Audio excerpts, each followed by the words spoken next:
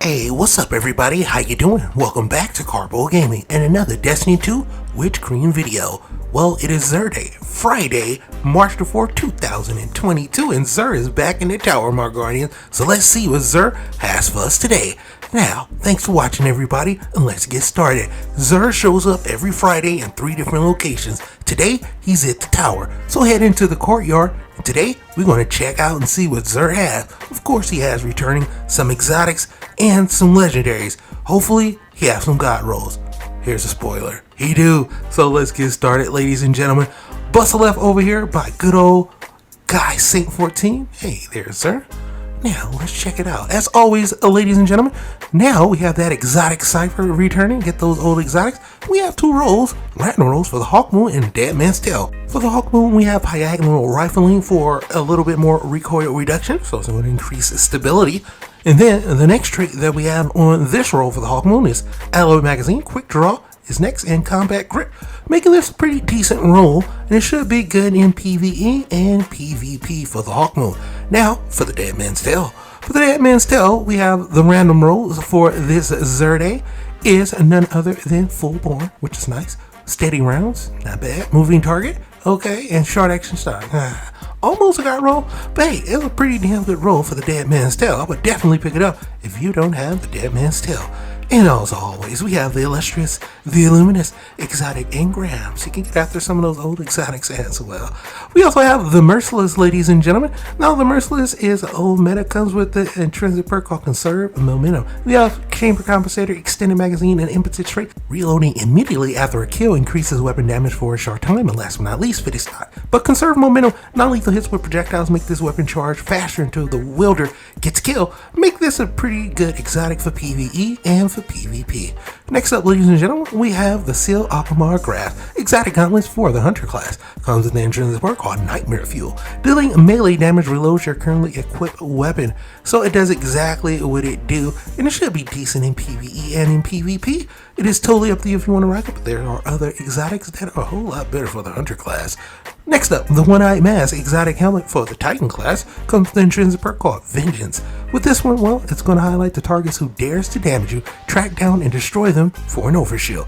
Yeah, it used to be the meta, got nerfed, and it's still pretty good in PvE and in PvP. Pick it up and add it to your collection. If you never had the One-Eyed Mask and you're rocking the Titan, you're going to have a whole lot of fun with this one, especially in PvP. Next up, ladies and gentlemen, we have my favorite exotic for the Warlock class, the Gateway Artist. Now, this one comes with the intrinsic perk called Dynamic Duo. Press L1 to convert your arc grenade into a supercharged arc soul, and the arc soul function as an autonomous turret. Me personally, I'll call it my arc buddy. My arc buddy is amazing. Is it good in PvE? No, it's excellent in PvE and in PvP. Gateway Artist is amazing. Pick it up, add it to your collection, and have some fun with, in my opinion, the best Warlock exotic. Next up, the Royal Chase Scout Rifle is excellent. We got small bone on this bad boy, appended magazine, extended magazine, so you want to keep it right there. Steady rounds for a little bit more stability. Grave Robber and multi-kill clip with a range masterwork on this 180 Scout Rifle, making it pretty good in PvE and in PvP as long as you hit your shots. Multi-kill clip is really going to make it stand out. So yeah, not bad at all for the Royal Chase. It's not an amazing roll, but it's pretty good. Next up, the Friction Fire Submachine Gun is a 600 precision frame, which means it's going to be a little accurate. We have Arrowhead Break for a little bit more of that control. What Smallborn is with that. We have Tactical Mag and Alloy Magazine, as well as Field Prep and Sympathetic Arsenal, making this a total PvE roll indeed. So for me, it's a hard pass, but stats are pretty good for PvE. For PvP, not so much with the reload masterwork for the Friction Fire. Next up, ladies and gentlemen, we have the Evol Peculiar. This hand cannon is a 180 precision frame, and it comes with corkscrew rifling, which is not bad. Diagonal rifling, keep it right there. Accurized round for more range, which is always a good thing. Flared magwell and the Encore trait, which is pretty good. Precision final blow is going to get you a little bit more of that stacking range with multi-kill clip, making this a pretty phenomenal roll with a range masterwork. Not bad at all. I would definitely pick it up if you never had a stasis hand cannon.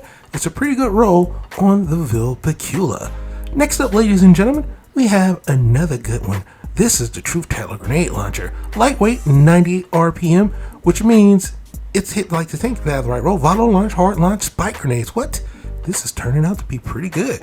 We also have implosion rounds, field prep, and quick draw with the reload masterwork, making this pretty much a god roll.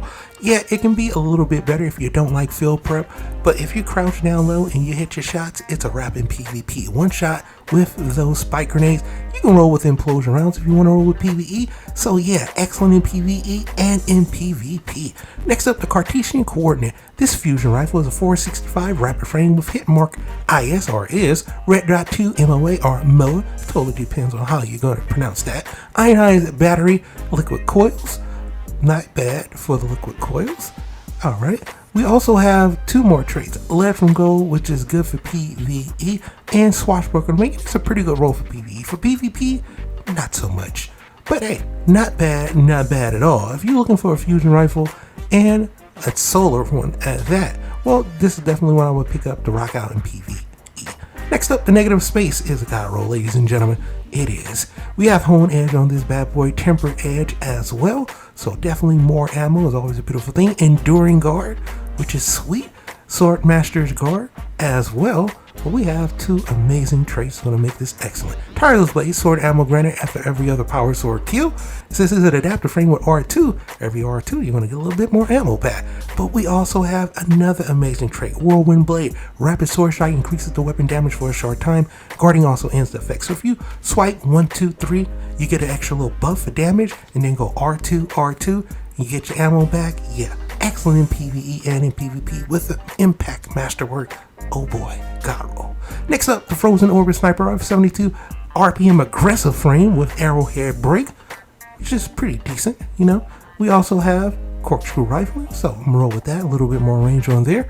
And then we have a tactical mag, and we have extended mag. Definitely could be better in this slot, but we have no distraction with the quick draw on this bad boy, and a handling masterwork, making this a pretty decent roll. It might fire slow, but it hits pretty hard. So, not bad at all, Mr. Xur. What else do you have? We have an armor set, the Antiextinction Glove. Now, although all of the armor pieces have a total of 48 on the rolls, which means they're horrible rolls, you're not going to be picking up none of these for the rolls. Rather, you're going to be picking these up for transmog, and this is a Dead Orbit set. So if you are a fan of Dead Orbit, well, hey, today Xur has the whole full set for you to get in all of its glory, and the Anti-Extinction set. So there you have it, ladies and gentlemen. This is everything that Xur has for us today, March the 4th, 2022. Happy Friday, my Guardian. I hope you and yours is having a wonderful day. As always, if you are new to the channel, how you doing and welcome. Don't forget to subscribe. Right here at Karpo Gaming, upload a wide variety of videos range from updates, tips and tricks, guides and news, and a whole lot more. So hopefully you enjoyed this video. Once again, thank you everybody for all your love and support. And as always, I'll be seeing y'all in the next one. Later.